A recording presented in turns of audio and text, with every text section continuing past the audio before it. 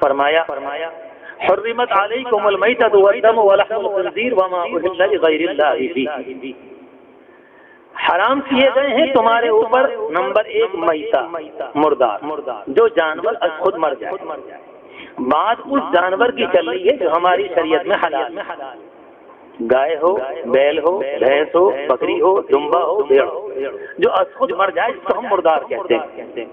قرآن کریم نے فرمایا کہ آج تمہارے اوپر حرام کیا گیا ہے المیتہ، مردار کو جو از خود مر جائے، ایک۔ دوسری بات فرمائی والدم، اور خون، جانور کے اندر جو خون ہوتا ہے اس کے متعلق کہ یہ حرام، بالکل کوئی گنجائش نہیں۔ اللہ تبارک و تعالی نے اس ناپاک خون کو نکالنے کا ایک عظیم نظام بنا دیا ہے کہ جانور کے گلے میں 2 رگیں ادھر ہوتی ہیں اور 2 ادھر ہوتی ہیں، شریعت کی اصطلاح میں ان کو اوداج کہا جاتا ہے، کہ جس موقع پر ذبح کیا جاتا ہے تو نہر والی جو جگہ ہے جہاں ہڈی اٹھی ہوتی ہے، جو ذبح کرنے کی جگہ بیان کی ہے شریعت نے، کہ اس جگہ سے جب اس کو ذبح کیا جاتا ہے تو یہ 2 رگیں کٹ جاتی ہیں، اور یہ سے 2 رگیں قربانی کے دن آ رہے ہیں، دیکھ لیجئے کہ 2 دھاریں ادھر سے نکلتی ہیں اور 2 ادھر سے نکلتی ہیں۔ اس کے نتیجے میں اندر کا سارا ناپاک خون نکل کر باہر آ جاتا ہے۔ 2 چیزیں، جانور کے اندر ہڈیوں کا استعمال کون کرتا ہے، کون اس کو کھا سکتا ہے، لیکن جہاں تک مسئلہ گوشت ہے تو رب العالمین نے ذبح کے بعد اس کو حلال بنایا ہے، اور جو گوشت اس خون کے ساتھ اور خون اس گوشت کے ساتھ ملا ہوا ہے اس کو ناپاک بنایا ہے۔ وہ جو خون ہے اس کو نکالنے کا شریعت نے ایک شاندار طریقہ یہ دیا کہ یہاں سے ذبح کیا جائے۔ اس لیے ہماری شریعت کے اندر ذبح کرنے کا طریقہ یہ کہ خاص جگہ سے، ایسا نہیں ہے کہ جانور کو لٹانے کے بعد پیچھے کی ایک ٹانگ کاٹ لی، یہ صاحب کاٹنا ہی تو مقصود ہے، خون تو یہاں سے بھی نکل جائے گا، نہیں نکلے گا، غلط کہہ رہے ہیں، نہیں نکلے گا۔ اللہ تبارک و تعالی نے اس خون کے نکلنے کی خاص جگہ بنائی۔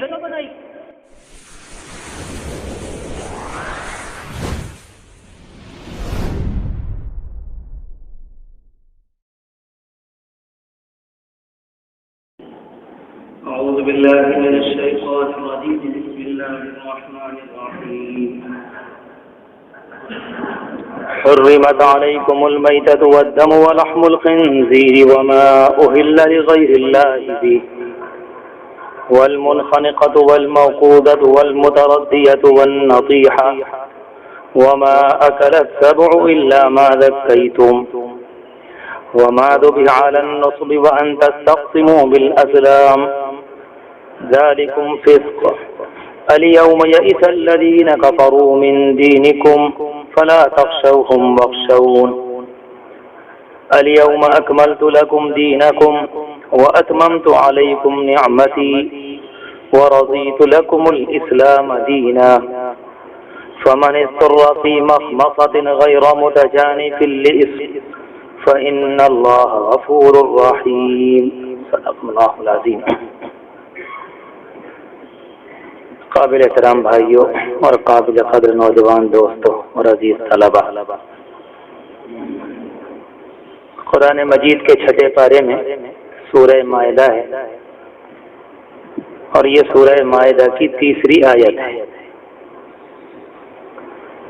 جس دن یہ سورہ شروع ہوئی تھی، قرآن مجید کے ترجمے کی اس مجلس میں یہ بات بیان کی گئی تھی کہ اس سورت کے اندر جو مضامین ہیں، جو بات بیان فرمائی گئی ہے، اس کو پڑھنے سے، مطالعہ کرنے سے یہ اندازہ ہوتا ہے کہ یہ اسلام کے اس دور کی سورت ہے، اس دور میں نازل ہوئی جس زمانے میں اسلام ترقی کی جانب گامزن تھا، اور مکہ مدینہ منورہ میں مسلمانوں کا وہ دور تھا جو آخری دور کہلاتا ہے۔ قرآن مجید کی آیات کے پڑھنے سے اندازہ ہوتا ہے کہ اس میں جو باتیں جس قطعیت کے ساتھ بیان کی گئی ہیں اس سے صاف مطلب نکلتا ہے کہ کچھ ایسی ہدایات دی جا رہی ہیں اپنے ماننے والوں کو کہ ان ہدایات کے بعد اب کسی اور جانب دیکھنے کی ضرورت نہیں۔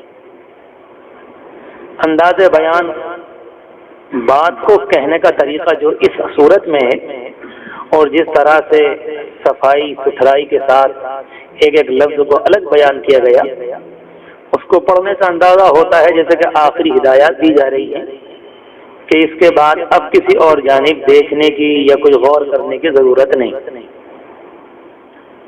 قبل اس کے کہ قرآن کریم کی آیات سے متعلق کچھ بات عرض کی جائے، ایک بات ذہن میں تازہ کر لیں کہ اللہ تبارک و تعالی نے اس دین اسلام کو، جس کی ابتدا آدم علیہ السلام سے ہوئی تھی اور اس کی انتہا یعنی اس کی تکمیل، اس کو مکمل کیا گیا نبی اکرم صلی اللہ علیہ وسلم کے آنے پر۔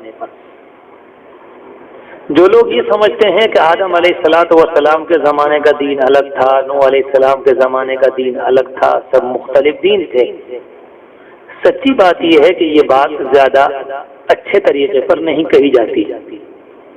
دین ہر زمانے میں ایک ہی رہا ہے، اور دین کیا ہے یہ بات ہمارے آپ کے درمیان بار بار آتی ہے۔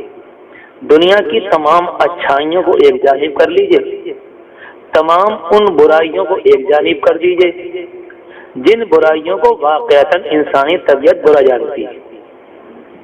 دنیا میں کوئی ایک برائی بھی ایسی نہیں ملے گی کہ کوئی شریف آدمی اپنی طبیعت کے اعتبار سے ادھر کو جائے، ایک بھی نہیں ملے گی۔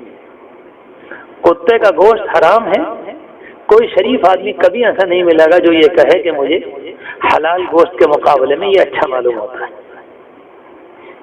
پیشاب ایک ناپاک چیز ہے، دنیا میں کبھی کوئی ایسی سلامت فطرت نہیں ملے گی کہ انسان یہ کہنے لگے کہ مجھے اس کے پینے میں مزہ، ناممکن۔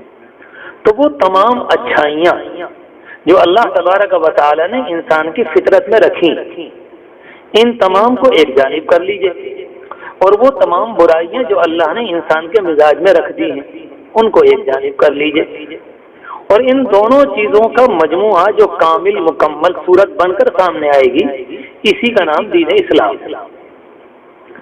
اس لیے بات بار بار کہی جاتی ہے اور آتی بھی ہے کہ دین انسان کی فطرت کے مطابق الگ سے کوئی چیز نہیں ہے جو انسان کی طبیعت سے میل نہ کھاتی ہو۔ اگر کسی اللہ کے بندے نے اپنے آپ کو صحیح سلامتی کے ساتھ زندگی میں رکھا ہے، گڑبڑاتا نہیں ہے، دل کو آوارہ گردی کے لیے چھوڑا نہیں ہے، نگاہیں بغیر کسی حجاب کے دیکھتی نہیں، زبان بے لگام نہیں ہے، صحیح طریقے پر جو انسانی زندگی گزرتی ہے اگر اس طریقے پر اس نے اپنے آپ کو رکھا ہے، ایسے انسان کے سامنے جب کبھی اسلام کی تعلیم آتی ہے تو وہ یہ کہتا ہے کہ یہ تو ساری باتیں وہ ہیں جو میرے دل کی آواز ہے، اس میں تو مجھے کوئی ایسی بات بھی نہیں لگتی جو میرے دل سے ٹکراتی ہو یا میرا دل اس پر عمل کرنے کو تیار نہ ہو۔ کوئی آدمی کسی کی بہو بیٹی پر نگاہ نہ ڈالے، دنیا کے سارے شریف لوگ کہتے ہیں۔ کوئی کسی کو نہ ستائے، دنیا کا ہر مہذب آدمی یہی کہتا ہے۔ کوئی کسی کو گالیاں نہ دے، ہر شریف آدمی کا یہی مطالبہ ہے۔ تو دین اسلام اور اس کی تعلیمات الگ سے کوئی چیز نہیں ہے، بلکہ حضور پاک علیہ الصلوۃ والسلام نے تو اللہ کی جانب سے کامل مکمل شکل میں اس کو ایک جگہ محفوظ فرما دیا کہ بھئی یہ ہے مجموعہ کہ قرآن مجید کی آیات اور حضور پاک علیہ الصلوۃ والسلام کی صحیح احادیث، کہ یہ کیا ہے کہ یہ دین اسلام کی کسی آدمی کو اگر الفاظ میں شکل و صورت دیکھنی ہو تو وہ یہ مجموعہ ہے، اور کسی اللہ کے بندے کو الفاظ کے اس مجموعے کی کوئی ایسی شکل دیکھنی ہو جو عملی شکل میں ہوتی ہے تو وہ انسان کی کامل مکمل تصویر ہے۔ تو جو بات کلام پاک میں ہے وہ انسان کے اپنے اندر ہے، اور جو بات خود میرے آپ کے اندر ہے وہ بات کلام پاک میں۔ تو معلوم یہ ہوا کہ انسانوں کے لیے الگ سے اتارا ہوا تھوپا ہوا زبردستی کا کوئی قانون نہیں ہے، بلکہ صرف وہ ہے جو انسان کی فطرت چاہتی ہے۔ یہ دین شروع ہوا آدم علیہ السلام سے، مگر ہر زمانے کے انسانوں کی ضرورت جو ہوا کرتی ہے وہ اپنے دور کے مطابق ہوتی ہے۔ ہمارے اور آپ کے دور میں جو ترقی کی ہے ظاہر ہے کہ وہ تو وہاں پہنچ گئی جہاں لوگ پہلے تصور بھی نہیں کر سکتے تھے۔ دنیا بہت زیادہ آگے بڑھ گئی، تو اس زمانے میں جتنی ضرورت تھی رب العالمین نے وہ رہنمائی فرمائی، بعد کے دور میں جتنی تھی وہ رہنمائی فرمائی۔ ہمیں اور آپ کو جو دور ملا یعنی نبی اکرم صلی اللہ علیہ وسلم کی نبوت کے بعد کا یہ پورے کا پورا دور، اس میں کہا جاتا ہے گویا کہ انسانیت نے اپنی عمر کو مکمل کر لیا، اس کے بعد اب کسی نئی بات کی نہیں ہے۔ اس لیے ماہرین کہتے ہیں کہ حضور پاک عیسیٰ علیہ السلام کے بعد کے 600 سال اور عیسیٰ علیہ السلام سے پہلے کے 600 سال بات اہل بصیرت جانکار لوگوں نے بڑی اچھی بات لکھی ہے کہ عیسیٰ علیہ السلام کے آگے پیچھے کے 1200 سال ایسے ہیں کہ دنیا میں جتنے فتنے جنم لینے والے تھے وہ لے چکے، زندگی گزارنے کے جتنے طریقے ہونے تھے وہ ہو چکے۔ اب قیامت تک جتنے بھی فتنے آئیں گے یا جتنے بھی طریقے ہوں گے زندگی گزارنے کے، جتنے بھی نئے دعوے یعنی نئے فلسفے سامنے آئیں گے، ان کی صورتیں مختلف ہوں گی، مگر ان کے اندر کا مغز، ان کے اندر کی روح، ان کے اندر کی جان وہی ہوگی جو اس دنیا میں پہلے ہو چکی۔ پرانے زمانے میں حرام کاری ہوتی تھی، آج بھی ہوتی تھی، طریقے بدل گئے اور تو کوئی خاص بات نہیں، حرام کاری حرام کاری۔ پرانے زمانے میں بھی ڈاکہ ہوتا تھا، چوری ہوتی تھی، اس زمانے میں بھی طریقے بدل گئے۔ طریقہ بدل جانے کی بنیاد پر یہ نہیں کہا جائے گا کہ یہ ڈاکہ ڈاکہ نہیں ہے، یہ زنا زنا نہیں ہے، نہیں، زنا تو زنا ہے، چاہے وہ کسی بھی شکل میں ہو۔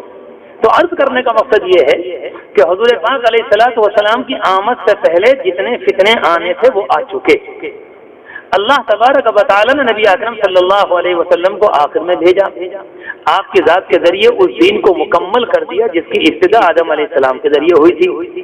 اب قیامت تک کوئی ایسی بات سامنے نہیں آئے گی، کیونکہ قرآن مجید کو ایسا کامل اور مکمل کیا ہے کہ اس رب العالمین نے جو انسانوں کی فطرت کا بنانے والا ہے، جو انسانوں کے مزاج کا بنانے والا ہے، جسے معلوم ہے کہ قیامت کی صبح تک کیا ہوگا، اللہ نے ان تمام باتوں کو سامنے رکھ کر کلام پاک کو ایسا کامل اور مکمل کیا ہے کہ کچھ بھی ہو جائے اللہ کا کلام ہدایت میں پیچھے رہنے والا نہیں۔ اور یہ کوئی جذباتی مسئلہ نہیں کہ ہم اور آپ اپنی خوش دلی میں، محبت میں اور تعلق میں بات کہہ دیں، نہیں، یہ حقیقت۔ ہم اور آپ تو اللہ کا شکر ہے کہ قرآن کریم کے پڑھنے والے اور ماننے والے، ورنہ دنیا کے وہ لوگ جو قرآن کریم کے ماننے والے نہیں ہیں، بہت بڑی مقدار میں ان کے اندر بھی ایسے لوگ گزرے ہیں جو اس بات کو تسلیم کرتے ہیں کہ حقیقت یہی ہے کہ نہیں، بالکل جو بات کہہ دی گئی وہ اٹل ہے اپنی جگہ، وہ تو انداز بیان نہیں بتاتا۔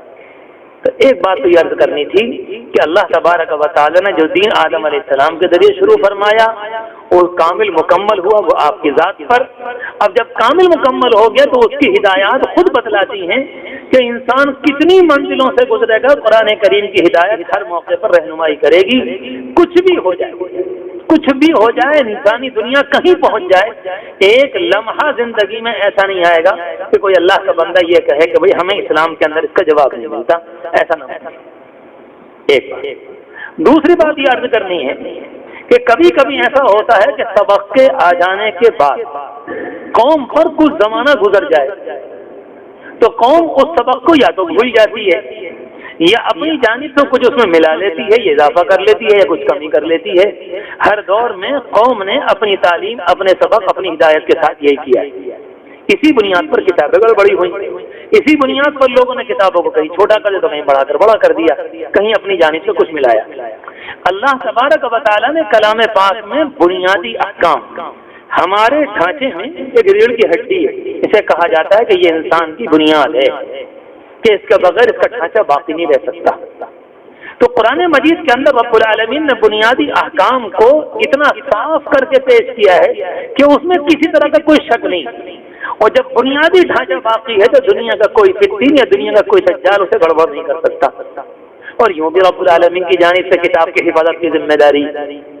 تو جو بات میں نے عرض کی کہ بنیادی مسئلہ کیا ہے کہ قرآن کریم نے بات کی، یہ حرام، یہ حرام، یہ حرام، یہ حلال، یہ حلال، زندگی گزارنے کا یہ طریقہ، یہ کرنا ہے اور یہ کرنا ہے، اور بہت صاف انداز میں، جس سے صاف معلوم ہوتا ہے کہ یہ انداز بیان تو کچھ اور ہے۔ ایک طریقہ تو ہوتا ہے کہ بھائی ٹھیک ہے اس کو کر کے دیکھ لیجیے گا، مناسب سمجھیں تو بچ جائیے گا، مناسب نہ سمجھیں تو ٹھیک ہے آپ کے اوپر چھوڑ دیا گیا۔ نہیں، انداز بیان تو کچھ اور ہے۔ ان دو باتوں کو سامنے رکھ کر قرآن کریم کی آیت کو سمجھ لیں۔ فرمایا حرمت علیکم المیتۃ والدم ولحم الخنزیر وما اہل لغیر اللہ بہ، حرام کیے گئے ہیں تمہارے اوپر نمبر 1 میتہ، مردار، جو جانور از خود مر جائے، بات اس جانور کی چل رہی ہے جو ہماری شریعت میں حلال ہے، گائے ہو، بیل ہو، بھینس ہو، بکری ہو، دمبا ہو، بھیڑ ہو، جو از خود مر جائے جس کو ہم مردار کہتے ہیں۔ قرآن کریم نے فرمایا کہ آج تمہارے اوپر حرام کیا گیا ہے المیتہ، مردار کو، جو از خود مر جائے۔ ایک دوسری بات فرمائی والدم، اور خون، جانور کے اندر جو خون ہوتا ہے اس کے متعلق کہ یہ حرام، بالکل کوئی گنجائش نہیں۔ اللہ تبارک و تعالی نے اس ناپاک خون کو نکالنے کا ایک عظیم نظام بنا دیا ہے کہ جانور کے گلے میں 2 رگیں ادھر ہوتی ہیں اور 2 ادھر ہوتی ہیں. شریعت کی اصطلاح میں ان کو اوداج کہا جاتا ہے کہ جس موقع پر ذبح کیا جاتا ہے تو نہر والی جو جگہ ہے جہاں ہڈی اٹھی ہوتی ہے, جو ذبح کرنے کی جگہ بیان کی ہے شریعت نے کہ اس جگہ سے جب اس کو ذبح کیا جاتا ہے تو یہ 2 رگیں کٹ جاتی ہیں, اور یہ 2 رگیں قربانی کے دن آ رہے ہیں, دیکھ لیجئے کہ 2 دھاریں ادھر سے نکلتی ہیں اور 2 ادھر سے نکلتی ہیں. اس کے نتیجے میں اندر کا سارا ناپاک خون نکل کر باہر آ جاتا ہے. 2 چیزیں جانور کے اندر ہڈیوں کا استعمال کون کرتا ہے, کون اس کو کھا سکتا ہے. لیکن جہاں تک مسئلہ گوشت کا ہے تو رب العالمین نے ذبح کے بعد اس کو حلال بنایا ہے, اور جو گوشت اس خون کے ساتھ اور خون اس گوشت کے ساتھ ملا ہوا ہے اس کو ناپاک بنایا ہے. وہ جو خون ہے اس کو نکالنے کا شریعت نے ایک شاندار طریقہ یہ دیا کہ یہاں سے ذبح کیا جائے. اس لیے ہماری شریعت کے اندر ذبح کرنے کا طریقہ یہ کہ خاص جگہ سے ایسا نہیں ہے کہ جانور کو لٹانے کے بعد پیچھے کی ایک ٹانگ کاٹ لی, لیے صاحب کاٹنا ہی تو مقصود ہے, خون تو یہاں سے بھی نکل جائے گا. نہیں نکلے گا, غلط کہہ رہے ہیں, نہیں نکلے گا. اللہ تبارک و تعالی نے اس خون کے نکلنے کی خاص جگہ بنائی, اور دنیا کے بعض ملکوں نے اس کے اوپر باقاعدہ ریسرچ کی کہ بھئی یہ خاص بات ہے کہ یہاں سے اگر ذبح کیا جائے تو نکل جاتا ہے, اور کسی اور جگہ سے کریں. ایک کتاب ہے ہمارے پاس کہ بعض ملکوں میں تقریباً 100-150 جانوروں کو مختلف جگہوں سے کاٹا گیا کہ آیا خون اس شکل میں نکلتا ہے کہ نہیں نکلتا. تمام ماہرین کہتے ہیں کہ جس طرح سے یہاں سے نکلتا ہے جسم میں اس کے بعد کہیں اور سے نہیں نکلتا. بولے 10 رگیں ہیں, آپ ٹانگ کاٹ دیجیے, ٹانگ کے آس پاس کا سب نکل جائے گا مگر ان رگوں کا نہیں نکلے گا, کہ وہ تو اللہ نے ایک نظام بنایا, وہ یہی کے کاٹنے سے نکلتا ہے. اور اسی وجہ سے یہاں سے کاٹنے کے نتیجے میں جانور کا تعلق اس کے جسم کا دماغ سے باقی رہتا ہے, اور دماغ کی تکلیف کے نتیجے میں جانور کے اندر فڑفڑاہٹ باقی رہتی ہے, اور اس ہلنے اور حرکت کے نتیجے میں وہ جو فوارہ جوش ہوتا ہے اس کے نتیجے میں خون کا ایک ایک قطرہ نکل جاتا ہے. یہ تو خدائی نظام ہے کہ اللہ تبارک و تعالی نے اس خون کو اس گوشت سے الگ کرنے کے لیے نظام یہ بنایا. اسے ہمارے ہاں کہتے ہیں دم مسفوح, یعنی وہ والا خون حرام ہے جو بہنے والا ہو. اب کوئی ہمارے طالب علم ہم سے یہ معلوم کرنے لگے کہ مولوی صاحب اگر خون جم گیا ہو تو پھر کیا قتلی بنا کر کھانا جائز ہے اس کا؟ کہ وہ قتلی تو بعد میں بنا ہے, پہلے تو بیچارہ وہ بہنے والا تھا, بعد میں تو آپ اس کو کچھ بھی کر لیں, فریج کے اندر جما کے کیا کریں, اس سے کوئی مسئلہ نہیں بنتا. بنیادی طور پر جو چیز جہاں سے چلی اس شکل کیا تھی اس وقت, وہ تو دم مسفوح ہے, وہ تو بہنے والا خون ہے, وہ تو حرام ہے. اور قرآن کریم نے باقاعدہ ایک اور موقع پر دم یعنی خون کے ساتھ مسفوح کا لفظ بولا ہے, دم کے ساتھ, کہ دم مسفوحا بہنے والا خون. اللہ تبارک و تعالی نے اس جسم کے اندر جانور کے 2 چیزیں ایسی بنائی ہیں جو دیکھنے میں خون ہے مگر وہ جمی ہوئی ہیں, وہ پاک بے نیاز سب کچھ بیان کرتا ہے. ایک چیز ہے آپ دیکھیں جانور کے اندر کلیجی, یہ کیا چیز ہے؟ ایسا لگتا ہے کہ خون بالکل جم کر ایک جگہ ہو گیا. اس لیے اللہ تبارک و تعالی نے جو چیز حلال تھی اس سے بچانے کے لیے کوئی انسان یہ کہنے لگے اور کل کو یہ تحقیق سامنے آ جائے کہ صاحب یہ بھی تو خون ہے, مگر قرآن کریم کہتا ہے دم مسفوحا, وہ والا خون حرام ہے جو بہنے والا ہو, اور کلیجی بہنے والی نہیں ہوا کرتی.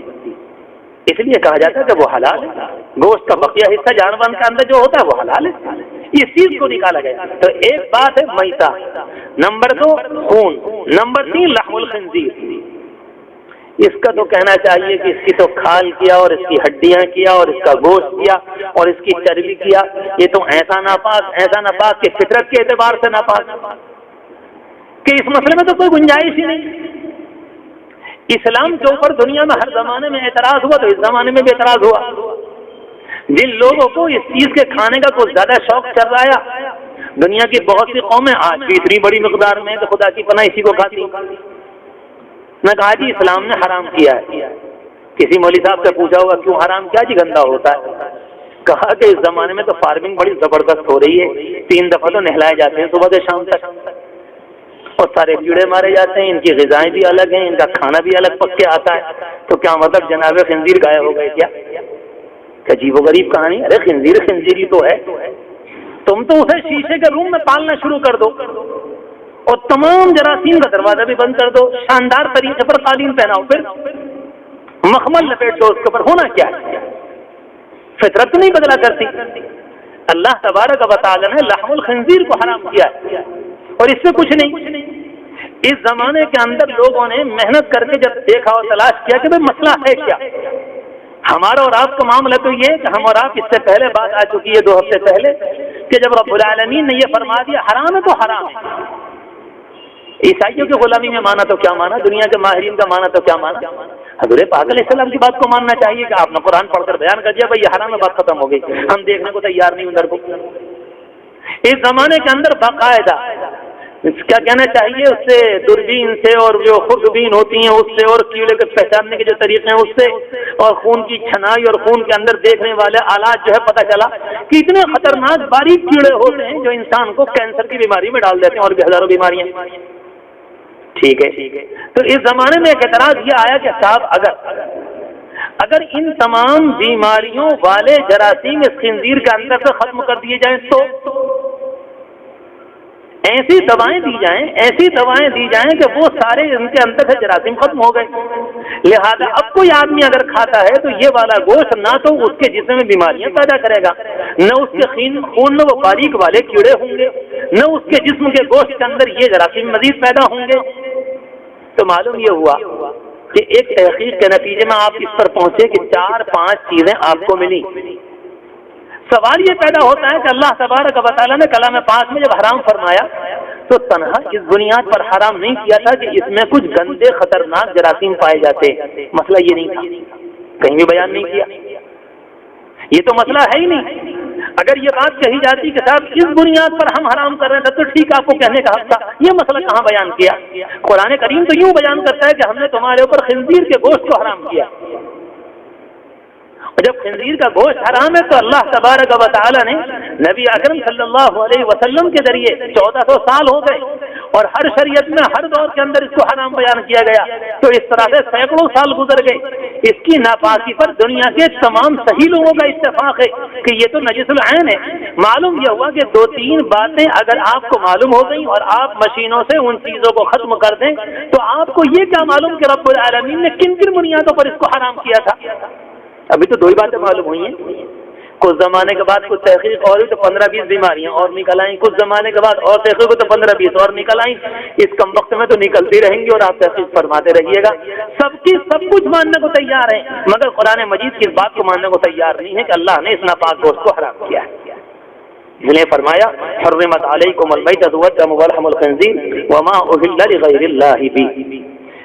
چوتھی چیز بیان کی نمبر 1 پر مردار, نمبر 2 خون, نمبر 3 لحم خنزیر اور نمبر 3 وہ جس پر اللہ کے علاوہ کسی اور کا نام بول دیا جائے. وہ چیز, وہ جانور, وہ مٹھائی جس پر اللہ کے علاوہ کسی اور کا نام بول دیا جائے. خوب سمجھ لیں اس بات کو. ایک جانور ہے جو رب العالمین کا پیدا کیا ہوا ہے, تمام مخلوقات اسی کی بنائی ہوئی ہے. ایک انسان ایک جانور خریدتا ہے اور لے جانے کے بعد غیر مسلم اپنے عقیدے کے مطابق جا کر مندر پر کہیں کسی دیوی دیوتا کے اوپر جا کر اس کو چڑھا دیتا ہے, ان کی نظر کر دیتا ہے. معلوم یہ ہوا کہ اس کے اوپر کسی اور کا نام بولا گیا. کسی کو تو کہا گیا وما اہل بہ. عربی زبان کے جاننے والے یہ طلبہ جانتے ہیں اہل کے معنی ہوتے ہیں آواز کا نکالنا. ہلال جس موقع پر چاند پہلی تاریخ کا ہوتا ہے تو اس کو ہلال کہا جاتا ہے اور اس کے اندر یہی حکمت ہے کہ دیکھنے کے موقع پر لوگ آوازیں نکالتے ہیں, شور مچاتے ہیں کہ جی دیکھ لیجیے ہلال آ گیا, دیکھ لیجیے ساتھ چاند دکھ گیا. جب بچہ پیدا ہوتا ہے تو ایک مسئلہ اس کے لیے بھی حدیث شریف میں جملہ وہاں بھی آتا ہے کہ بچے کی پیدائش کے بعد اگر کچھ آواز نکلی اور بچے کا انتقال ہو گیا تو کہا جائے گا بچہ زندہ پیدا ہوا تھا. اور اگر بچہ بیچارہ ایسا پیدا ہوا نہ آواز نہ نکلی, نہ حرکت ہے, نہ کچھ تو ہم کہتے ہیں مردار پیدا ہوا تھا. اب اس کی نماز بھی نہیں ہے. کلی جا کر پانی سے صاف کر دو, کپڑے والے پیٹ کے جا کے دفن کر کے آ جاؤ, کوئی مسئلہ نہیں, تو بیچارہ مردار ہے. تو بالکل یہی معاملہ ہے وما اہل بہ لغیر اللہ کہ جس پر اللہ کے علاوہ کسی اور کا نام بولا جائے, چاہے وہ جانور ہو. اس بات کو خوب اچھی طرح سے سمجھ لیں. بہت سے لوگ ایک جانور کو لے جا کر کسی صاحب مزار کے سامنے ان کے نام لے کر اس کو ذبح کر دیتے ہیں. بہت سے لوگ جانور کو لے جا کر کسی صاحب مزار پر جا کر اس کو ذبح کرتے ہیں نظر و نیاز کے طور پر. جی سوال یہ ہے کہ آپ نے اس کے اوپر کیا کہ یہ بڑے پیر صاحب کی بکری ہے, بالکل صاف بات ہے, یہ شیخ صدو کا بکرا ہے, ہاں وہ تو نہ پوچھیں ماشاءاللہ کیا کیا ہے. جس گاؤں میں نکل جاؤ نئی سے نئی کہانی ہے. واقعی یہ ہے کہ اگر کوئی آدمی ہندوستان کے اس کونے سے چلے اور اس کونے تک اور جانے کے بعد یہ دیکھے کہ ہر گاؤں کی شریعت لوگوں کی اپنی بنائی ہوئی کون کون سی ہے تو ہو سکتا ہے 300-400 جلدیں تیار ہو جائیں. ابھی ہم رامپور گئے, کہاں گئے تھے؟ ہاں رامپور شہباد میں. وہاں بتایا کہ قبر میں مردے کو دفن کرنے کے بعد قبر کے اوپر مسور کی دال پھینک دیتے ہیں کہ جی یہ کیا آئٹم ہے کہ جب فرشتے آئیں گے تو پہلے دال پیریں گے, ان سے میں حساب کتاب کو بھول جائیں گے. اور پورے گاؤں میں ہو رہا ہے. آج سے 2 سال پہلے جانا ہوا رامپور کے ایک جگہ, وہاں جا کر معلوم کیا سوار کے علاقے میں کسی گاؤں میں کہ جیسے ہی دفن کیا تو اس کے بعد لڈو بٹتے ہیں قبرستان میں.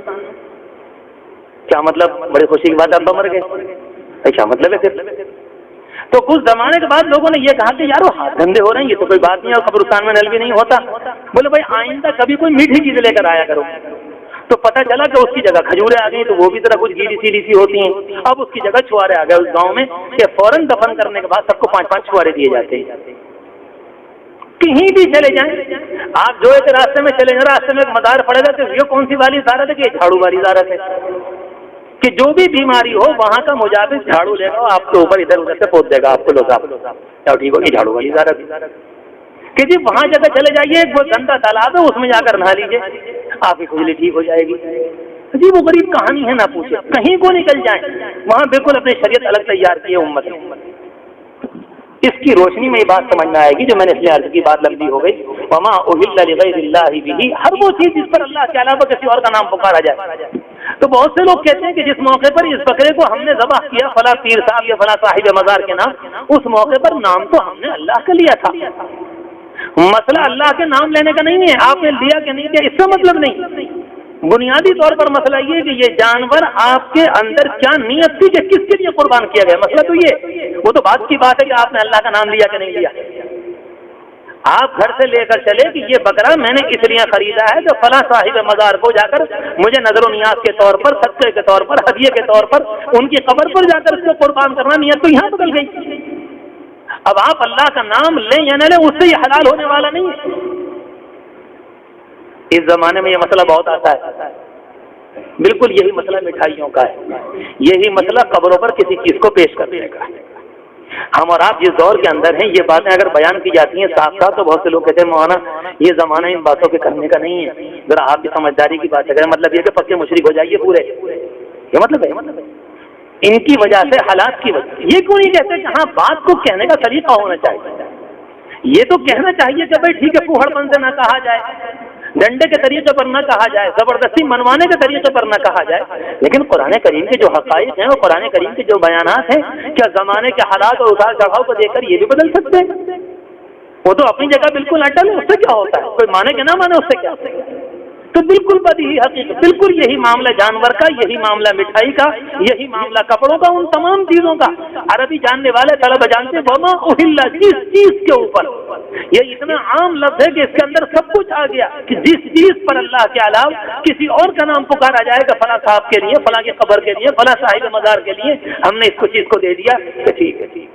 اور قرآن کریم نے یاد رکھیں کس والی چیز کو خنزیر کی بغل میں ذکر کیا ہے, اللہ کی نگاہ میں اتنا حرام ہے. قرآن کریم جب کسی چیز کو کسی جگہ دیتا ہے تو پھر دیکھتے چلیں. ابراہیم علیہ السلام اور اسماعیل علیہ السلام کا واقعہ ہے, وَإِذْ يَرْفَعُ إِبْرَاهِيمُ الْقَوَاعِدَ مِنَ الْبَيْتِ وَإِسْمَاعِيلُ, کہ اس وقت کو یاد کرو جب ابراہیم گھر کی دیواروں کو اٹھا رہے تھے, اور اسماعیل کا لفظ ترجمہ سمجھیں جو میں نے عرض کیا کہ جس وقت ابراہیم گھر کی دیواروں کو اٹھا رہے تھے اور اسماعیل, اور لگا کر اسماعیل کو ابراہیم کا ساتھ کر دیا کہ جو مقام ان کو ملنے والا اللہ کی جانب تو اس مشن میں ان کو بھی شریک کر دیا قرآن نے کہ یہ بھی انہی کے ساتھ. تو جب قرآن کریم کسی لفظ کو, کسی جملے کو کسی کے بغل میں ذکر کرتا ہے بالکل ملا کر, گویا کہ اس چیز کی حرمت, اس چیز کی ناپاکی, اس کی قباحت, اس کی گندگی بالکل ویسے ہی ہے جو اس سے پہلے خود سے پہلے خنزیر کی بیان کی گئی. اور اس میں کوئی شک نہیں ہے ذرہ برابر. اس موقع پر ایک بات کو یہیں رک کر صاف کر دوں, ابھی 3-4 دن جب یہ دیوالی والی کا مسئلہ آیا, بہت سے ٹیلی فون آئے ساتھیوں کے کہ جی مولوی صاحب دیوالی کی مٹھائی, اس کے متعلق کیا ہے مسئلہ. تو 2 باتیں یاد رکھیں. کبھی کبھی انسان چاہے غیر مسلم ہو چاہے مسلمان ہو کسی دکان سے لے کر ایک آدمی کو خوشی کے موقع پر ہدیہ تحفہ گفٹ دیتا ہے، چاہے تہوار کا موقع ہو چاہے بے تہوار کا موقع ہو، وہ مسئلہ اگر اس پر ان کا کسی طرح کا منتر نہیں ہے، اس پر کچھ پڑھا بڑھا نہیں گیا ہے، اس سے ان کے دیوی دیوتاؤں کا کوئی تعلق نہیں ہے، وہ تو چیز لے آئی گئی بہت سی مقدار میں اور تمام ساتھیوں کو دے دی گئی، تو اس کے کھانے میں کوئی حرج نہیں، وہ مسئلہ بالکل الگ ہے۔ لیکن اگر کسی انسان کے متعلق یہ معلوم ہو کہ یہ ہمارا دوست اتنا پکا مذہبی ہے اور اس پر ان کے مذہب کا ایسا رنگ غالب آ چکا ہے، یہ کچھ نہ کچھ گڑبڑ کرے گا، جہاں کسی طرح کا کوئی اندیشہ ہو، تو ظاہر بات ہے کہ ایسے موقع پر اپنے آپ کو اس مٹھائی سے بچانا بھی چاہیے اور اس کے استعمال سے پرہیزی کرنا چاہیے۔ اب یہ آپ کے اوپر ہے کہ آپ کے پاس بھیجنے والے وہ صاحب کیسے ہیں۔ جب میں نے پوری تفصیل سمجھائی، سراہ ترین سے ایک بھائی کا فون آیا تو بولے مولوی صاحب سیدھی سیدھی یہ بتاؤ کھا لوں نہ کھا لوں، یہ بڑا مسئلہ ہے۔ میں نے کہا مجھے کیا معلوم آپ کی دوستی پنڈت جی سے ہے یا آپ کی دوستی کسی دکاندار سے، تو آپ کو طے کرنا ہوگا کہ آپ کی دوستی کیسے لوگوں سے۔ بعض ایسے بھی لوگ پائے جاتے ہیں، اگر آپ ان کے ہاں صبح ہی صبح چلے جائیں، مسلمانوں کے اندر شیعہ تو بعض اتنے شیطان قسم کے ہوتے ہیں، اگر ان کے ہاں چلے جائیں جب تک کچھ نہ کچھ ملاوٹ نہ کر دیں وہ آپ کو ایک کپ چائے بھی نہیں دے سکتے۔ ایسے شیطانوں کی تو چائے کبھی پینی نہیں چاہیے۔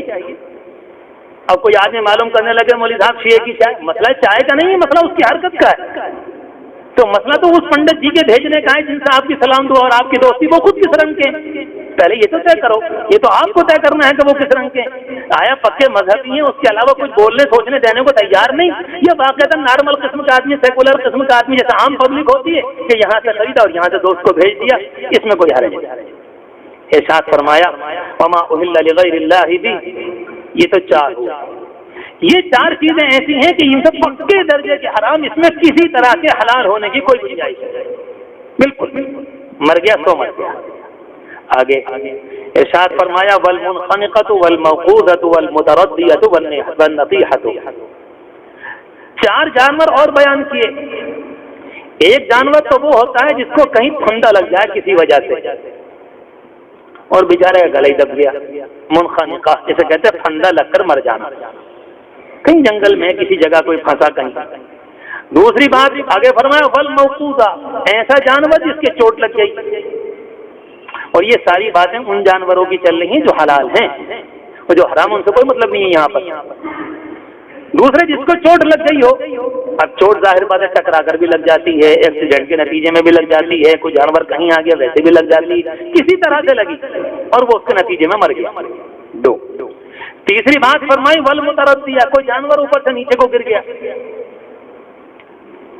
اس کے نتیجے میں اس کی موت آ گئی، ہلاک ہو گیا، یہ بھی تین۔ اس کے بعد چوتھا نمبر ہے والنطیحہ، کہ ایک جانور نے دوسرے کے سینگ ایسا مارا جس کے نتیجے میں وہیں پر ڈھیر ہو گیا، مر گیا۔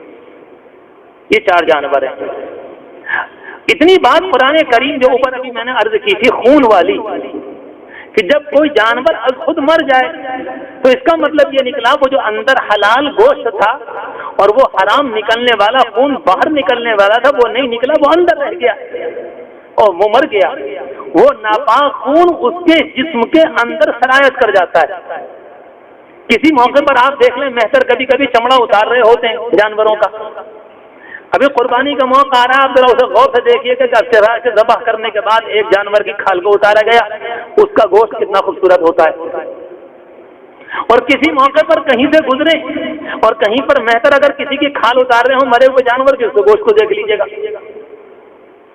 دونوں میں زمین آسمان کا فرق ہوگا۔ اور کسی جانکار قریشی سے معلوم کریں گے وہ تو آپ کو 25 طرح کے وجوہات اس میں ثابت کر دے گا کہ یہ یوں افضل ہے، یہ بہتر ہے، یہ بہتر ہے، دیکھ لو یہ گوشت، اس کی رنگت الگ ہوتی، اس میں گندگی ہوتی، اس میں سڑان ہوتی، اس میں خون سرایت کیے ہوئے ہوتا ہے۔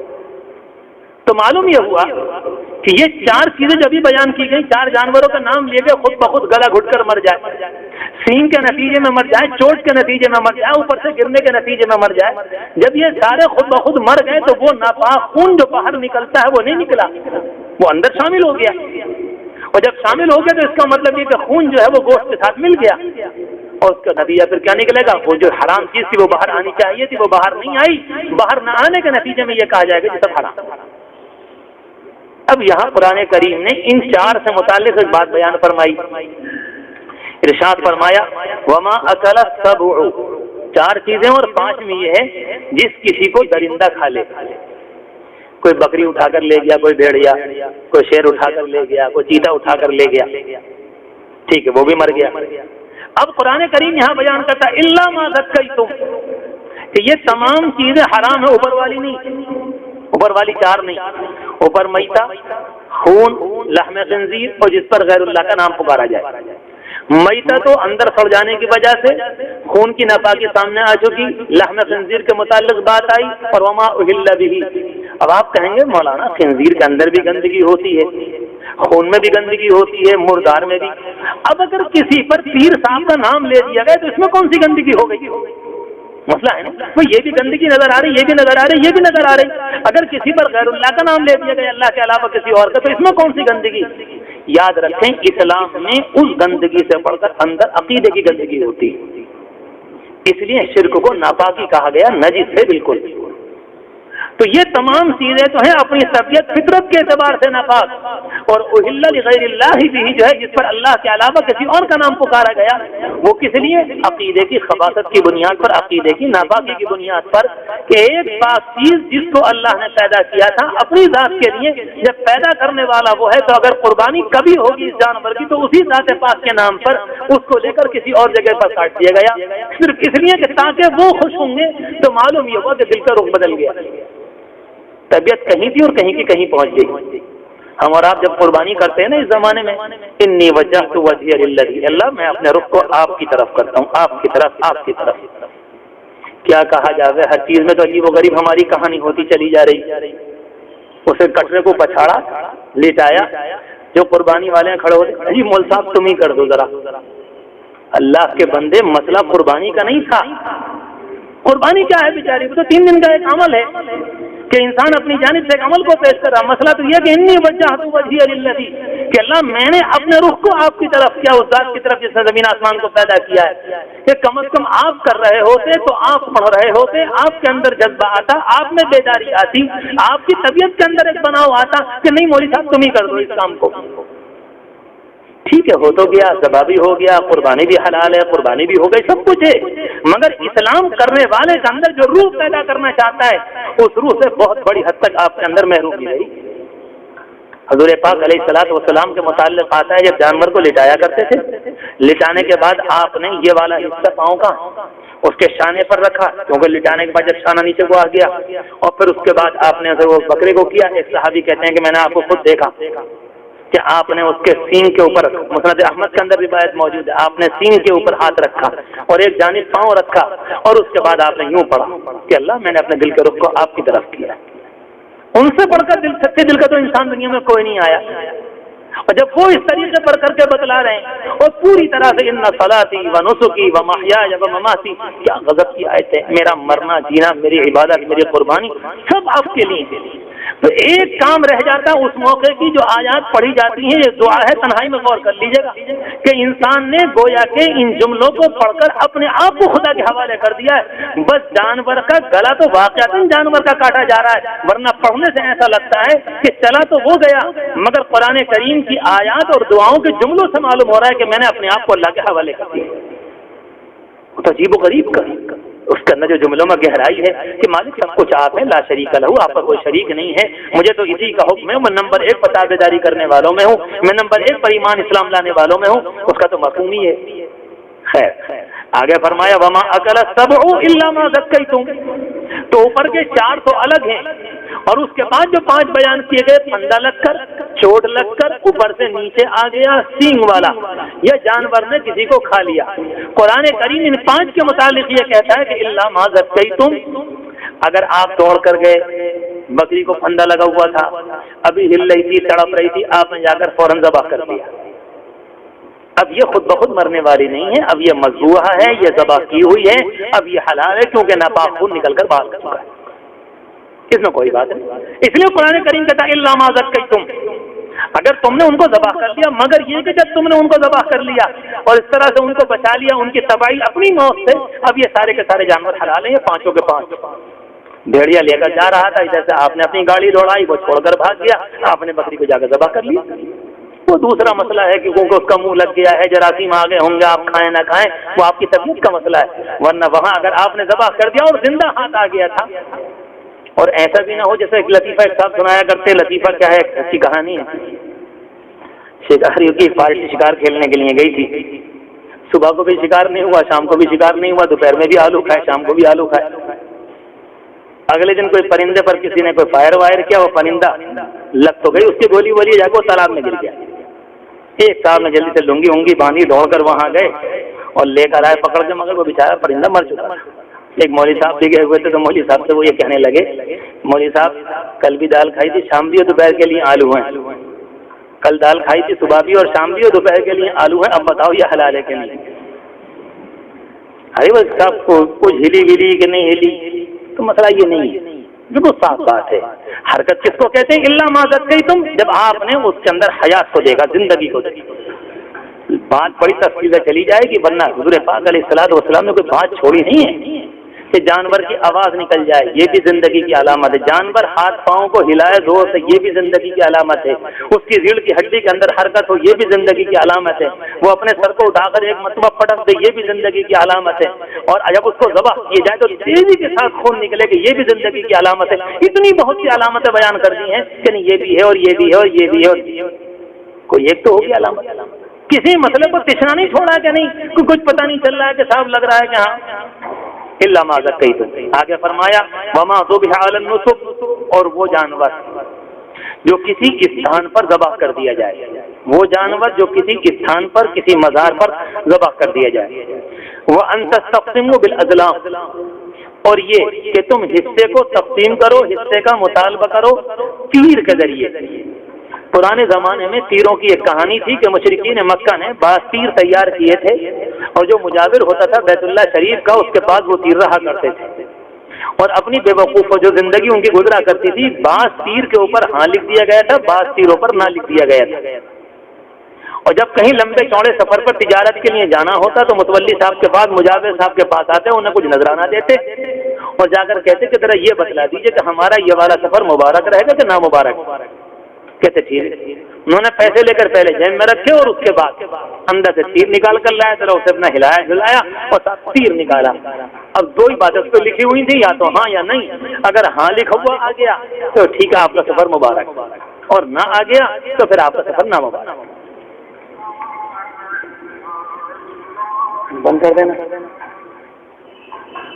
خالی صاحب. یہ ان کا اس زمانے کا طریقہ تھا. اس زمانے کے اندر بھی تقریباً یہی ہے.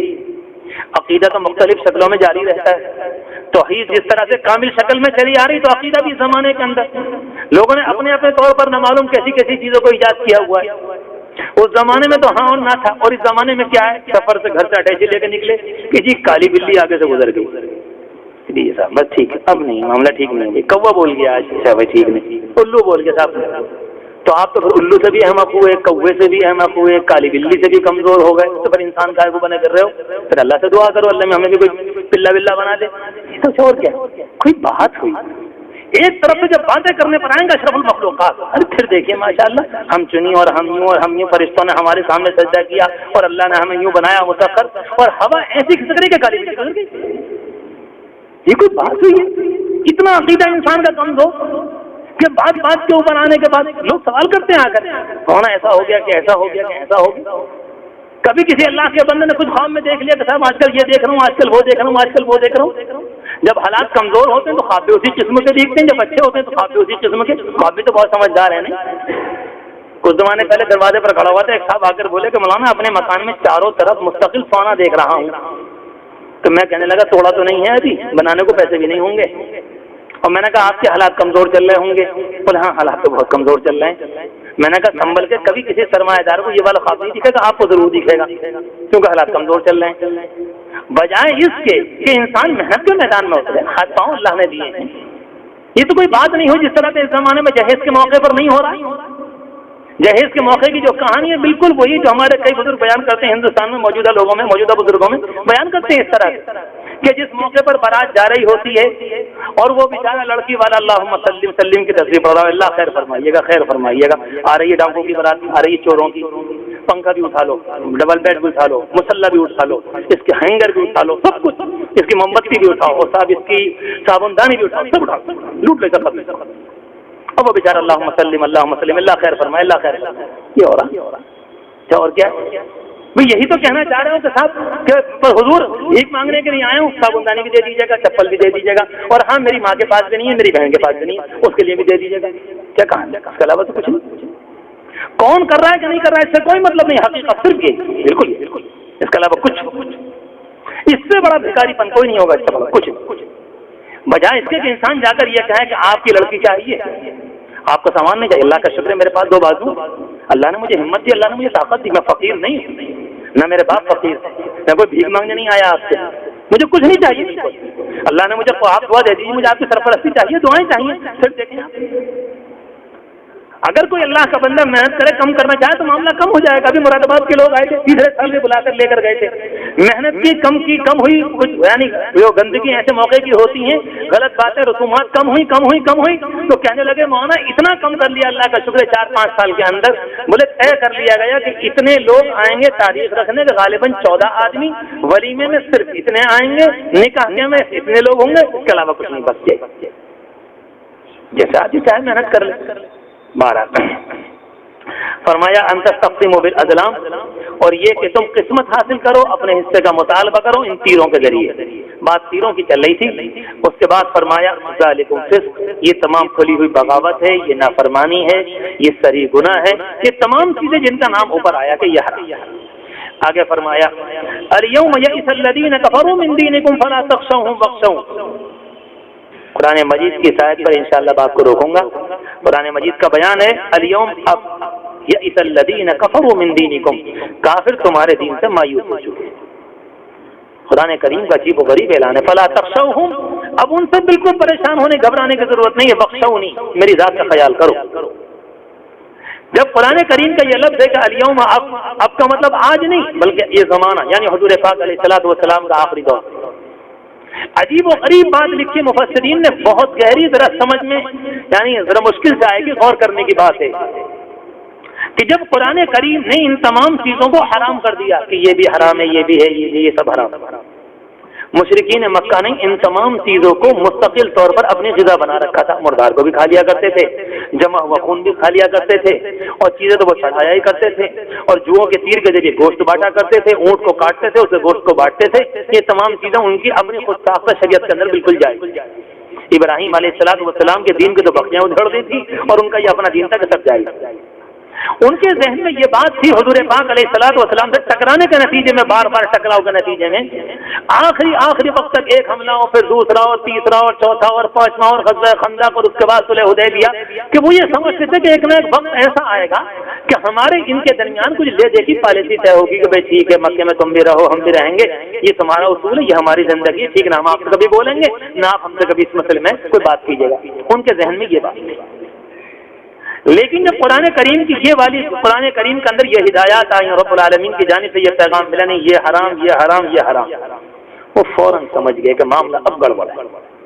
جب کھانے کا طور طریق بدل جائے، کھانے کی چیزوں کے اندر علت اور حرمت کا مسئلہ آ جائے کہ یہ حلال ہے اور یہ حرام، اب مشرکین مکہ کے ذہن کے اندر یہ بات آئی کہ یہ تو کچھ اور ہو رہا ہے، کہ جو چیزیں ہمارے مستقل کھانے کی تھیں، ہماری مرغوبات میں جن کو ہم استعمال کرتے آئے، اسلام کھلے عام صاف بوانگے دوہل ان کو حرام کر رہا ہے. اس کا مطلب یہ نکلا کہ ہماری تمہاری پلیٹیں بھی الگ ہو گئی، دسترخوان ہی بدل گیا، کھانے کا آئٹم بدل گئے.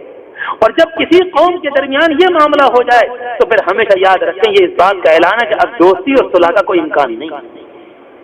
اگر ڈشیں ایک رہتی ہیں، کھانے کے طریقے ایک رہتے ہیں، کپڑے ایک رہتے ہیں، پہناوا ایک رہتا ہے، تب جا کر دوسری قوم بڑی للچائے ہوئی نگاہ سے مسلمانوں کو دیکھتی ہے. اس زمانے میں کیا ہو رہا ہے؟ وہ یہی تو ہو رہا ہے. بات کہاں سے کہاں پہنچ جاتی ہے، سوچتا ہوں کہ بات خلاصے میں رہے. اس زمانے میں یہی تو ہو رہا ہے. تمام مغرب نے، دنیا کے تمام ملکوں نے بدماشی کر کر، پھانسی دے کر، سولی دے کر، مار کر، خون بہا کر، تباہ کر کے، ہر طریقے سے جو کچھ وہ کر سکتے تھے کر کے دیکھ لیا صلیبی جنگوں سے آج تک، مگر مسلمانوں کو اللہ کا شکر ہے اپنے عقیدے سے بحیثیت مجموعی وہ نہ ہٹا سکے. تو بھائی یہ معاملہ تو بالکل چلنے والا نہیں. اب ایک نیا قدم اس زمانے کے اندر کچھ زمانے سے آیا ہے کہ وہ کیا ہے کہ اتنی خطرناک ننگے پن کی، کہنا چاہیے تہذیب نے حملہ کیا ہے کہ کچھ بھی ہو انہیں ان کی تہذیب سے بالکل مریا میٹ کر دو، جدا. حملہ کاہے کے اوپر؟ دل پر بھی حملہ، آنکھوں پر حملہ، کانوں پر حملہ، کپڑوں پر حملہ، پہناوے کے اوپر حملہ، لڑکیوں پر، لڑکوں کے اوپر کہ کچھ بھی ہو انہیں ان کی تہذیب سے بالکل دور کر دو۔ اور حقیقت سامنے آ رہی کہ جب اللہ تبارک و تعالیٰ کے دین کو لیا جاتا ہے، یہ دین الگ ہے، یہ الگ ہے، بالکل۔ لندن کے اندر بہت سے لوگ آ کر بتاتے ہیں، بیچارے ملاقات ہوتی ہے رمضان میں تو کہتے ہیں مولوی صاحب یہاں کسی کو کوئی پریشانی نہیں ہے، کہتے ہیں کوئی مسئلہ نہیں، آرام سے آپ رہتے رہیے، کوئی بات نہیں، کچھ بھی کریں کوئی مسئلہ نہیں، بہت آزادی ہے زندگی کے اندر۔ اور بولے جہاں آپ نے صافہ باندھا، جہاں ماشاءاللہ بہت شاندار داڑھی ہوئی، اور جہاں آپ کے ہاتھ میں تسبیح آئی، اور جہاں آپ کی جیب میں مسواک نظر آئی، اور جہاں کہیں مختلف پلیٹ فارم پر یہاں وہاں کہیں آپ نماز پڑھتے ہوئے نظر آئے، اب نگاہوں کے اندر اتار چڑھاؤ شروع ہو گئے۔ جبکہ ان کی سی بی آئی یہ کہتی ہے کہ یہ اپنے محلے کا سب سے شریف انسان ہے، مگر وہ ماننے اور کہنے پر مجبور ہے کہ نہیں سب سے بڑا فسادی یہی تو ہے، وہ تو کہہ رہے ہیں۔ اور مسئلہ کچھ اور نہیں ہے کہ ہم یہ چاہتے ہیں کہ تم اپنی تہذیب کو ختم کر دو، اس کے بعد ہم تم ایک ہو جائیں، وہ یہی تو جھگڑا ہے۔ جب کسی کو کسی کی تہذیب سے بالکل الگ کر دیا جائے تو پھر اس کے بعد اس کو اپنے اندر کھپانا یا خود جا کر اس کے اندر کھپ جانا یہ بہت آسان ہوتا ہے۔ حضرت عمر رضی اللہ تعالیٰ عنہ ایک موقع پر اپنے زمانے میں ایک جماعت بھیجی تھی، پوری فوج گئی تھی ایران کے علاقے میں، جب وہاں سے لوٹ کر آئی تو ایک موقع پر وہاں سے خط آیا لوٹ کے آنے سے پہلے کہ امیر المومنین کچھ کمک اور بھیج دیجیے، کچھ لوگوں کی ضرورت پڑ رہی۔ تو یہاں سے جواب گیا کہ ٹھیک ہے میں بھیج رہا ہوں، لیکن اس خط کے آخر میں 3-4 باتیں اور دی ہیں کہ جب مدینے میں لوٹ کر آؤں تو تمہارے جوتے بدلے ہوئے نہ ہوں، جو مدینے کے جوتے پہن کر آئے وہی پہن کر آنا، جو مدینے کا تہمت باندھ رہے ہو وہی ہونا چاہیے، جو کرتا پہن کر گئے ہو اسی کرتے کو۔ اس زمانے کا کوئی لکڑ پکا سب سنتا کیا کہتا ہے کہ صاحب اس میں کون سی بات ہو گئی؟ تم کیا جانو کہ کیا بات ہو گئی؟ تمہارے پاس بات بچی کیا ہے کہ تم جانو گے کہ بات کیا ہو گئی؟ تمہارا تو لک چکا ہے سب، تم تو ننگے کنگال ہو، تمہیں کیا معلوم؟ وہ بصیرت فاروقی دیکھ رہی تھی، وہ جانتے تھے کہ ہو کیا رہا ہے، کہ آج پاؤں بدلیں گے، کل کو جوتا بدلے گا، پرسوں کو کرتے بدلیں گے، پھر پاجامہ بدلے گا، پھر لباس بدلے گا، پھر تہذیب بدلے گی، اور اس کے بعد انسان کا باقی رہنا محال ہوگا۔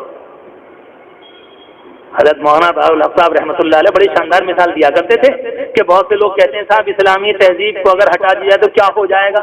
کہتے ہیں میرے عزیز ایک کبوتر کو لے لو، اس کے سارے پر نوچ لو، بازو کے بھی نوچ لیے سب، یہاں کے بالکل وہ بیچارہ اندر گوشت والا رہ گیا۔ بولے یہ کیا ہے؟ جی ہے تو کبوتر ہی، بول نہ چلا جا رہا ہے، نہ اڑا جا رہا ہے، نہ رہا جا رہا ہے، بیچارہ موت زندگی کے بیچ میں، کہا جی کبوتر ہی تو ہے، اب کیا ہو گیا اس میں؟ اکیلے پر نوچنے سے کیا ہو گیا؟ اگر اسلامی تہذیب کو ہم سے الگ کر دیا جائے اس کبوتر کا جو حال ہے رب کعبہ کی قسم اس سے بدترین حال ہمارا، صاحب بالکل حقیقت بدی حقیقت۔ ان تمام گھروں میں یہی پریشانی ہے جہاں اسلامی تہذیب باقی نہیں، اور اگر کسی درجے میں امن موجود ہے تو انہی گھروں کے اندر موجود ہے، چاہے وہ کوئی سا کسی کا گھر ہو جہاں پر کسی نہ کسی درجے میں ایمان کی، اسلام کی، تہذیب کی، حیا کی باتیں ہوتی ہیں۔ آپ دیکھ لو کہیں بھی چلے جاؤ کوئی پریشانی کی بات نہیں۔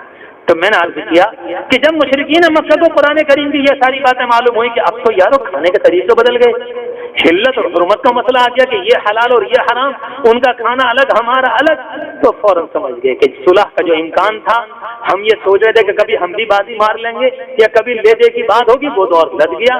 الیوم یئس الذین کفروا من دینکم، اب کافر تمہارے دین سے مایوس ہو چکے ہیں، ان سے گھبرانے کی ضرورت نہیں ہے، پریشان ہونے کی بات نہیں، بخشونی پھر میری ذات کا خیال کرو۔ آگے فرمایا، ترجمہ کیے دیتا ہوں کہ الیوم اکملت لکم دینکم، اب ہم نے تمہارے لیے تمہارے دین کو مکمل کر دیا، اپنے نعمتوں کا اتمام تمہارے اوپر کر دیا، ورضیت لکم الاسلام دینا، اور ہم راضی ہو گئے تمہارے لیے اسلام سے بطور قانون اور دین کے۔ آگے فرمایا، فمن اضطر فی مخمصۃ، اگر کوئی آدمی کسی بہت شدید بھوک کے حال میں پریشان ہو جائے، غیر متجانف لاسم، اور کسی گناہ کے کرنے کا خیال بھی نہ ہو، ایسے موقع پر کسی حرام غذا کو کھانا پڑ جائے جبکہ حالت مجبوری ہو، اس کے علاوہ کوئی غذا نہ ہو، زندگی بالکل جاں بلب ہو، انسان اب مرا اور جب مرا، اور اس حرام لقمے کے علاوہ اس کے پاس کچھ نہیں، تو اتنا سا کھانے کی اسلام نے اس موقع پر اجازت دی۔ اور آگے فرمایا، فإن اللہ غفور الرحیم، کہ جس موقع پر اپنی زندگی کو بچانے کے لیے کھا رہا ہے وہ گندا لقمہ اس موقع پر بھی وہ حلال نہیں ہو جاتا، وہ حرام ہی ہے، مگر رب العالمین کی نگاہ میں، اس کے دین کی اسلام میں انسان کی زندگی بہت اہم ہے، وقتی طور پر بطور علاج اس کی اجازت دی جاتی ہے۔ آگے فرمایا، فإن اللہ غفور الرحیم، کہ بے شک اللہ تبارک و تعالی تعالی اپنے بندوں کو معاف کرنے والا، ان کے گناہوں کو معاف کرنے والا اور اپنے بندوں کے ساتھ بہت رحیم ہے۔ قرآن کریم کا جو بھی کچھ پیغام سامنے آیا اللہ تبارک و تعالی ہم سب کو عمل کی توفیق مرحمت فرمائے، اس کی حقیقت کو جو باتیں صحیح اور سچی زبان سے ادا ہوئیں اللہ اس کو دل میں اتار دے، جو کوتاہی اور غلطی ہے اللہ اپنے فضل و کرم سے ہم سب کو معاف فرمائے۔ صدق اللہ العظیم وآخر دعوانا الحمدللہ رب العالمین۔ سبحان ربي العلى الوهاب اللهم صل على سيدنا محمد وعلى آل سيدنا محمد وبارك وسلم اللهم لك الحمد ولك الشكر اللهم لك الحمد ولك الشكر اللهم لك الحمد ولك الشكر اللهم اغفر لي وارحمني وعافني وارزقني اللهم اغفر لي وارحمني وعافني وارزقني۔ اے اللہ ہمارے گناہوں کو معاف فرما، ہماری خطاؤں کو معاف فرما، ہمارے جرموں کو معاف فرما، ہماری معافیت کو معاف فرما۔ اے اللہ ہمارے زبان کے گناہ بھی معاف فرما، سننے کے گناہ بھی معاف فرما۔ اللہ آنکھوں کے گناہ بھی معاف فرما، چلنے پھرنے کے گناہوں کو بھی معاف فرما۔ رب کریم اپنے فضل و کرم سے ہم سب کو معاف فرما دے، ہم سب کو معاف فرما دے، ہم سب کو معاف فرما دے، ہم سب کو معاف فرما دے، ہم پر رحم فرما دے، ہم پر کرم فرما دے، ہم سے راضی ہو جا، ہم کو عافیت دے دے، اپنا خاص سکون دے دے، سکینت سے مرحمت فرما۔ اے اللہ سکینت کا نزول فرما، اے رب کریم دلوں کو سکون نصیب فرما، چین نصیب فرما، طمانینت اور اطمینان نصیب فرما۔ اپنی یاد سے ہمارے قلوب کو بھر دیجئے، آباد فرما دیجئے، رحمت فرما دیجئے اور ہم سے راضی ہو جائیے، ہم سے راضی ہو جائیے۔ اے اللہ یہ قربانی کا مہینہ آنے والا ہے، اس کے فضائل نصیب فرما، برکات نصیب فرما، اس کی حقیقتوں کا استحضار نصیب فرما، قربانی کی حقیقت میسر فرما، اسے اپنے اندر پیدا کرنے کی اللہ توفیق مرحمت فرما۔ اے اللہ وہ چیز پیدا فرما دے جس کی ہدایت آپ کے پیغمبر حضرت محمد صلی اللہ علیہ وسلم امت کو کر کے گئے تھے۔ اے اللہ وہی جذبہ نصیب فرما، وہی اپنے آپ کو فدا کرنا اے اللہ اس کا جذبہ نصیب فرما، وہی فنائیت نصیب فرما، وہی مر مٹنے کا جذبہ نصیب فرما۔ اے رب کریم اے اللہ ہماری نمازوں کو درست فرما، ہمارے اخلاق کو درست فرما، محض اپنے فضل و کرم سے ہمیں گناہ والی باتوں سے بچا لیجئے، گناہوں کی مجلسوں سے بچا لیجئے، گناہوں کے بازاروں سے بچا لیجئے۔ اے اللہ اس جگہ جانے سے محفوظ فرما جہاں جانے سے آپ کو تکلیف اور غصہ ہوتا ہے۔ اللہ اس چیز کو دیکھنے سے محفوظ فرما جس کو دیکھنے سے آپ کا غضب بھڑکتا ہے۔ کہ اللہ اس کو بولنے سے ہماری حفاظت فرما جس کو بولنے کے بعد آپ کا غضب نازل ہوتا ہے۔ اے رب کریم ہمارے گناہوں کو معاف فرما دیجئے، ہماری نمازوں کو درست فرما دیجئے، ہمیں اپنا مطیع و فرما بردار بنا لیجئے۔ اے رب کریم اچھے اخلاق نصیب فرما، سچی محبت نصیب فرما، اخلاص کی دولت نصیب فرما، اکرام مسلم نصیب فرما، آپسی تعاون نصیب فرما، تواصی بالحق کی توفیق مرحمت فرما۔ اے اللہ اپنے حبیب پر رحمت نازل فرما، علم نافع نصیب فرما، اپنی ذات کے لیے پڑھنا مرحمت فرما اور اپنی ذات کے لیے پڑھانا مقدر فرما۔ رب کریم جو لوگ دنیا سے جا چکے ان کی مغفرت فرما، ان کے درجات کو بلند فرما، ان پر رحمت نازل فرما، ان کے قبر کو نور سے منور فرما، عافیت کا دہ بنا دیجئے، بال بال مغفرت فرما دیجئے، سکون نصیب فرما دیجئے، تمام مرحومین اور مرحومات کو معاف فرما دیجئے، ان کی اندھیری کو دور فرما دے، قبر کی تنگی کو دور فرما دے۔ اے رب کریم محض اپنے فضل و کرم سے ہماری دعائیں قبول فرما، ہمیں پکا سچا مسلمان بنا دیجئے، اپنی ذات پر صحیح طور پر ایمان لانے والا بنا دیجئے۔ اے اللہ ہماری دعائیں محض اپنے فضل و کرم سے قبول فرما۔ وصلی اللہ تعالی علیہ اجمعین برحمتک یا